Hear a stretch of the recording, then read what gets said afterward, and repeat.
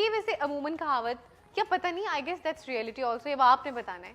कैसे सुनने में आता है कि जैसे ही सर्दियां आती हैं तो आपके पुराने दर्द भी निकल आते हैं, ऐसे ही? Yes that's true. अच्छा। एक्चुअली टेम्परेचर जो है ना हमारे लिए वैसे ही एक नेगेटिव फीडबैक है, अच्छा, बॉडी सही। के लिए कोई पॉजिटिव साइन नहीं है। सही सही। बॉडी को decrease in optimal temperature. Exactly सही है। टेम्परेचर बढ़ जाए या डिक्रीज हो जाए, both. Both extremes are not good for the body. सही सही। किसी भी अंदाज में ये बेहतर नहीं है, बिकॉज बॉडी जो है ना हमारी ये ऑप्टिमल कंडीशंस में नेचर ने बिल्ड की है। इसको ऑप्टिमल टेम्परेचर्स चाहिए।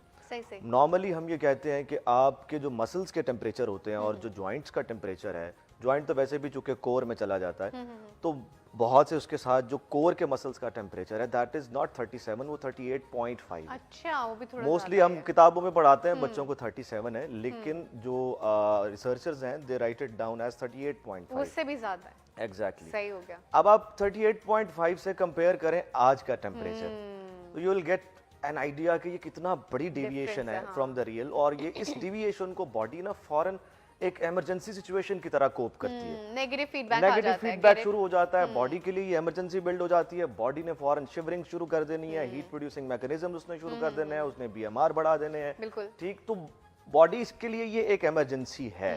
बॉडी इसको एज अ पॉजिटिव ये कोई इंसाइट नहीं है बॉडी के लिए। सही।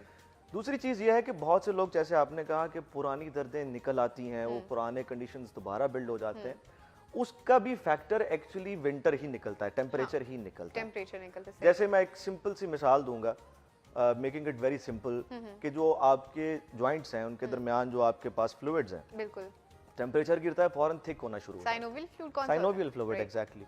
दो साइनोवियल फ्लूइड्स गेट थिकन्ड, जैसे जो थिक होना शुरू हो जाते हैं आपकी जॉइंट की मोबिलिटी और रेंज ऑफ मोशन कम होना शुरू हो जाती है। बिल्कुल ऐसे। जैसे ही आपकी रेंज ऑफ मोशन कम होती है, आपके मसल ग्रुप्स कॉम्प्रोमाइज होना शुरू हो जाते हैं। मसल ग्रुप कॉम्प्रोमाइज होता है, आप फुल रेंज नहीं लेते, आप कहते हैं ओहो मसल तो स्टिफ होना शुरू हो गए हैं, मैं तो पूरी मूव करना चाह रहा हूँ बाजू, लेकिन वो हो नहीं पा रहा। और होता क्या है कि कुछ देर के लिए आपका वो बॉडी पार्ट एक्सपोज्ड होता है टू दैट टेम्परेचर।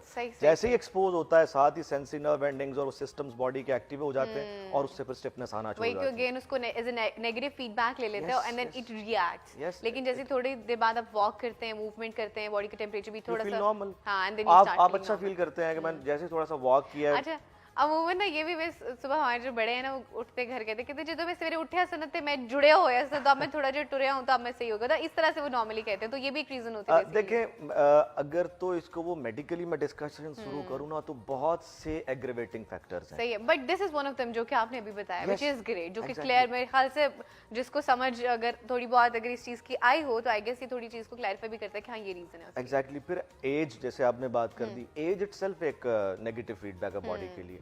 एज में हमारे पास वैसे भी इतनी एनर्जीज नहीं होती, और रिसर्चर्स ये कहते हैं, even if I name Newton as well, he says कि जितना आपके बॉडी के सिस्टम को एनर्जी स्पेंड करना पड़ेगी वो उतना ही कॉम्प्रोमाइज होता चला जाएगा। अब विंटर में और एजिंग में आपको एनर्जी मैक्सिमम स्पेंड करनी पड़ती है, आपको उठना भी मुहाल हो जाता है, तो वो पेशेंट कहता है कि ओहो ये तो मेरे लिए बहुत नेगेटिव हो गया है, मैं तो कोई काम ही नहीं कर पाता।